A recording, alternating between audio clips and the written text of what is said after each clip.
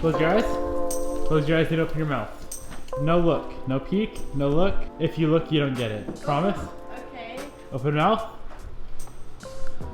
Are you gonna keep your mouth open and not look? I don't trust you, baby. Close your eyes, open your mouth. Can I just hold? No. Open mouth. Is it a bug? Why would I put a bug in your mouth? What the frick? I noticed your audio sucks ass. What the frick, babe? You're So trying there. to feed me a microphone. Thanks, Josh. You're welcome. But listen, You're welcome, guys. I was expecting candy. You don't get candy. You get a microphone. My audio's like not bad. Well, it could be better. I'm gonna vlog all the time now. You better. Can I test her out right now? Sure.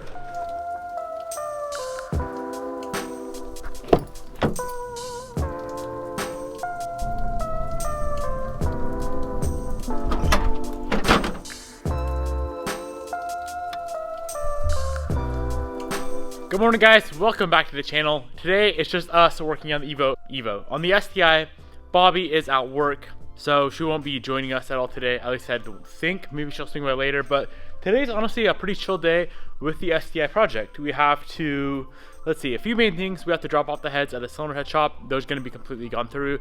So they're going to pressure check everything, make sure we don't have any more bent valves than we think. All new seals, resurface the gasket surfaces, and just get these things 100% good to go. So as of right now, I believe we had 4 bent valves. There may be more, but I'm pretty sure that's all we had. So nothing crazy. All the valves that were bent were very, very lightly bent. Nothing bad at all. So we got to drop those off. We may do a few things on the short block. Really just get the short block cleaned up for when we have everything back, all the parts in from Subaru, all the seals and gaskets and whatnot. And when we get the heads back, we can reassemble everything and get it ready to drop into the car. So that's first thing, is the heads. Second thing is the seat belts and the airbag module. So when the airbags got deployed, it locked up both front seat belts. So we're gonna pull these out. We're actually gonna be sending them in to get completely repaired with all OEM Subaru parts. I think it only cost about $50 a seat belt, which is much cheaper than, of course, buying new OEM seat belts, because I think the new ones were like $400 or $500 a piece, and then the module is probably a couple $100 as well. It's $50 per side to fix the seat belts and $50 for the module. We can do that later, but the first thing we want to get working on is just drop these heads off. So I'm gonna go through, take off a bunch of these parts that the head shop doesn't need. Pretty much get them shipped all the way down. They're gonna need the cams, the cam caps, and the head. All the sensors and stuff I'm gonna keep here just so they don't get damaged.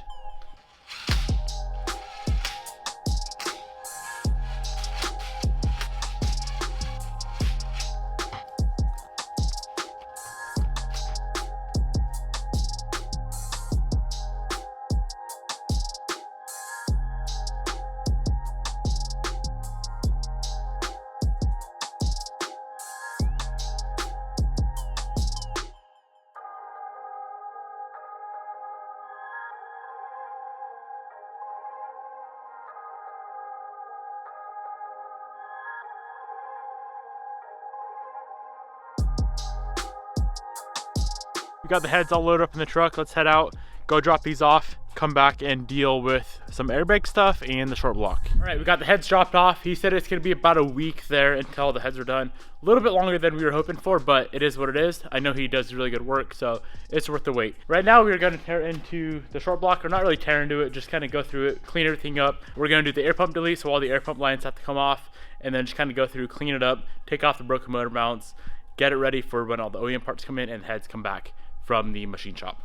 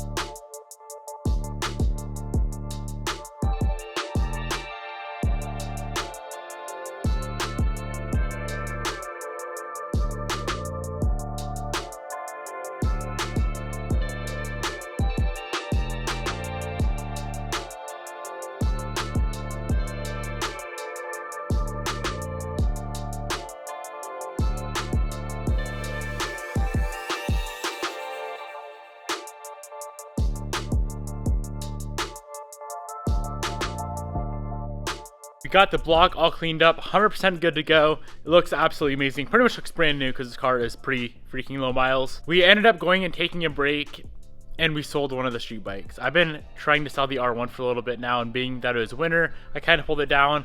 And as of this week, there's three different people that wanted it. Someone came out today from like 3 hours away, bought the bike. We still have the R6, but the R1 is officially sold. I've kind of discussed in the past that I prefer 600s over 1000s, and the main reason for it was the 600s are just more fun to ride to me. They're much lighter, and every time I get on a 1000, I literally feel like I'm gonna die. But that's beside the point. Here's the block in its final form. Like I said, guys, this thing is super freaking clean. So we're just gonna keep it all masked off until the new parts come in. We gotta wait for the heads to get back from the machine shop. That'll be a few more days. In the meantime, we still have all those parts to clean up. But what we need to do right now is we gotta pull out the seat belts. We gotta get these seat belts sent in, and the airbag module sent in as well to get repaired. I originally thought that we were gonna have to replace the seat belts, and I know they would be expensive, being the red seat belts on the STi. But I found a place online. It's called Safety Restore, I believe. I'll have them linked down below. That can actually fix the seat belts and reset the airbag module. Let's go ahead and get them pulled out, and by the time they show up back here, I think it's a 1-day turnaround. By the time they get back here, we should hopefully have all the airbags that we have to replace in for the STi, and we'd be 100% done with the interior. We haven't looked around to figure out where the airbag module is. I'm guessing it's going to be pretty easy to figure out, but these front seat belts are completely locked up. So let's pull off this paneling here, probably scoot the seat forward, get these guys pulled out, and get them shipped out.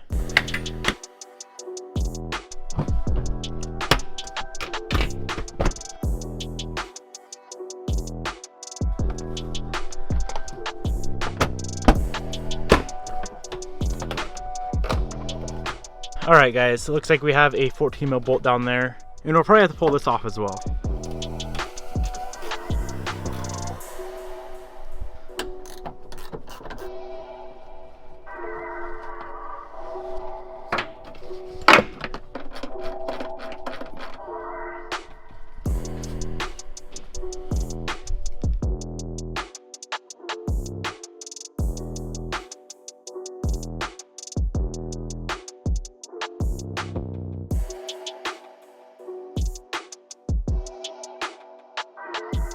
So we got both damaged seat belts removed. Those are ready to be sent in. Now it is time to find that airbag control module, which I believe is that module right there.